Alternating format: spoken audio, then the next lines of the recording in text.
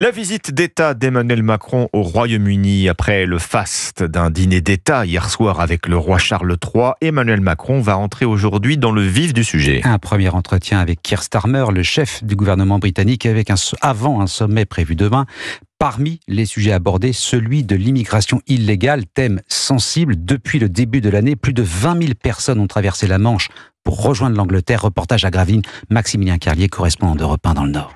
Digues, port de plaisance et manège dans cette station balnéaire. Des touristes la journée, des exilés la nuit qui tentent de rejoindre l'Angleterre et cela dégénère avec les forces de l'ordre, explique Morgane, un habitant. Des migrants qui lancent des cailloux sur les policiers obligés de répliquer pour se défendre. Maintenant c'est devenu une question d'habitude. Car le nombre de traversées de la Manche a bondi de près de 50% par rapport à 2024.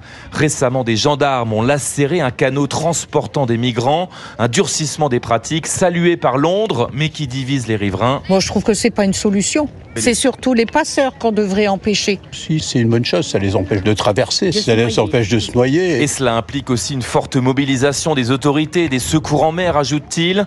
Les élus sur le littoral semblent démunis face à cette crise migratoire. Alain Bonneface, adjoint au maire à Gravelines en charge de la sécurité. Quand on ne sait pas quoi faire, on est impuissant. Voilà. Quand on voit que les migrants ils se battent avec les forces de l'ordre, ça devient compliqué. C'est bruyant, ça pète la nuit. Dans le quartier, les gars, ils ont peur. La population en a marre, conclut-il, des incivilités et tensions, des traversées toujours plus nombreuses, à 40 parfois sur un bateau pneumatique surchargé, avec, selon cet élu, de plus en plus de femmes et d'enfants.